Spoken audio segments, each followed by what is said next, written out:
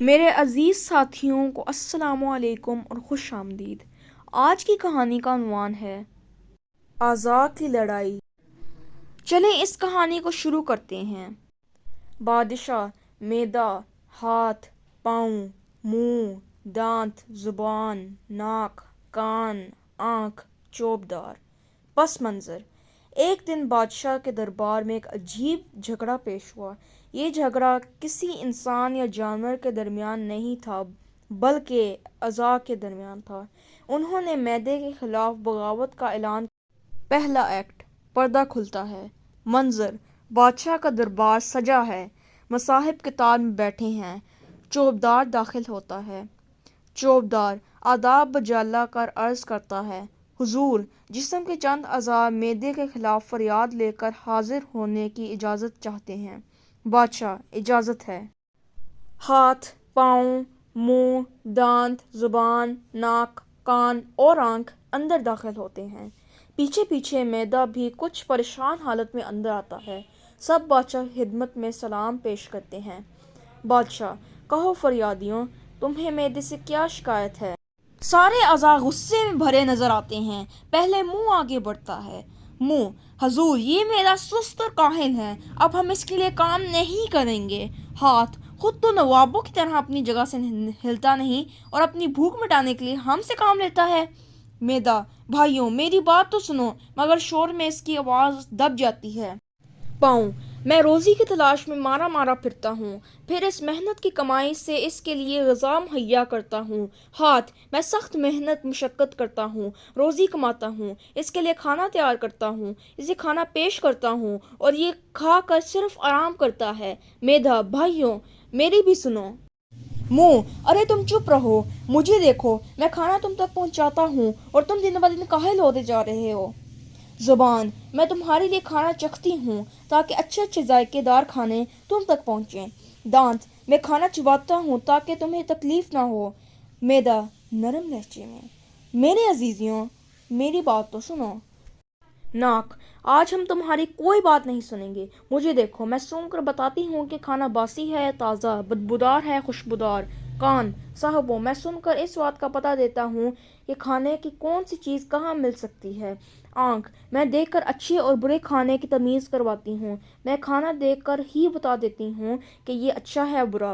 معدہ: عزیزو، مجھے تمہاری محنت کا اقرار ہے لیکن… بادشاہ غصے سے: خاموش رہو، منہ کو بولنے دو۔ منہ: اب ہم اسے غذا نہیں دے سکتے، یہ اپنی کاہلی چھوڑے اور خود جو کر سکتا ہے کرے۔ بادشاہ: ٹھیک ہے، آج سے کوئی معدے کے لیے کام نہیں کرے گا۔ یہ حکم دیا جاتا ہے کہ سب اعضاء 4 دن کے بعد دربار میں حاضر ہوں۔ دربار برخاست ہو جاتا ہے۔ دوسرا ایکٹ: 4 دن بعد بادشاہ کا دربار ہے۔ سب اعضاء ہامتے کانپتے لڑکھڑاتے ایک ایک کر کے آتے ہیں اور گر پڑتے ہیں۔ پاؤں: مجھ میں چلنے کی طاقت نہیں رہی۔ ہاتھ: مجھ سے کوئی چیز پکڑی ہی نہیں جا رہی ہے۔ منہ: میں تو بول نہیں پا رہا۔ زبان: میں تو خشک ہو گئی۔ آنکھ: میرے آگے تو اندھیرا ہی اندھیرا ہے۔ کان: میرے اندر تو سائی سائی ہو رہی ہے۔ ناک: مجھے تو کچھ محسوس ہی نہیں ہو رہا۔ بادشاہ: تم سب خاموش رہو، سیدھے کھڑے ہو جاؤ اور معدے کو اپنی صفائی پیش کرنے کا موقع دو۔ ہاں بھائی معدے، تم نے اعضاء کی شکایتیں سنیں، اب تم اپنی صفائی میں جو کچھ کہنا چاہتے ہو کہو، اجازت ہے۔ معدہ: حضور والا، میں ان سب کا شکریہ ادا کرنا چاہتا ہوں کہ یہ سب جسم کی طاقت کے لیے میری مدد کرتے ہیں۔ اب اس بات کی بھی وضاحت کر دوں کہ میں سست اور کاہل نہیں ہوں، میں بھی اپنے حصے کی ذمہ داری پوری کرتا ہوں۔ آپ کو پتہ ہے کہ انسان کھانے کا شوقین ہے، بچے تو ہر وقت کچھ نہ کچھ کھاتے رہتے ہیں، اکثر جلدی میں غذا کو ٹھیک طرح چباتے بھی نہیں۔ بادشاہ: ہاں ہاں، آگے کہو۔ باقی اعضاء سے مخاطب ہو کر: تم لوگ سن رہے ہو؟ سارے اعضاء شرمندگی سے سر جھکا لیتے ہیں۔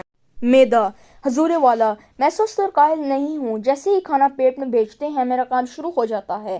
میں اسے قابل ہضم بنانے کے لیے ملائم کرتا ہوں، اس کے کارآمد حصے الگ کرتا ہوں، کارآمد حصوں کو رگوں میں خون بنا کر دوڑاتا ہوں۔ یہی خون جب ان کی رگوں میں دوڑتا ہے تو ان میں طاقت آتی ہے اور یہ کام کرنے کے قابل ہوتے ہیں۔ دیکھیے، 3 دن کے فاقے نے ان کا کیا حال کر دیا۔ بادشاہ ناراضگی کا اظہار کرتے ہوئے: سب کا بیان سن کر میں اس نتیجے پر پہنچا ہوں کہ سست میدا۔ حضور والا، میں سست اور کاہل نہیں ہوں، جیسے ہی کھانا پیٹ میں بھیجتے ہیں میرا کام شروع ہو جاتا ہے۔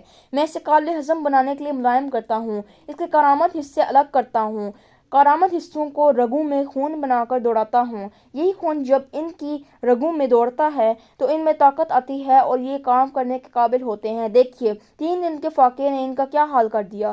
بادشاہ ناراضگی کا اظہار کرتے ہوئے، سب کا بیان سن کر میں اس نتیجے پر پہنچا ہوں کہ سست ویڈیو دیکھنے کے لیے شکریہ۔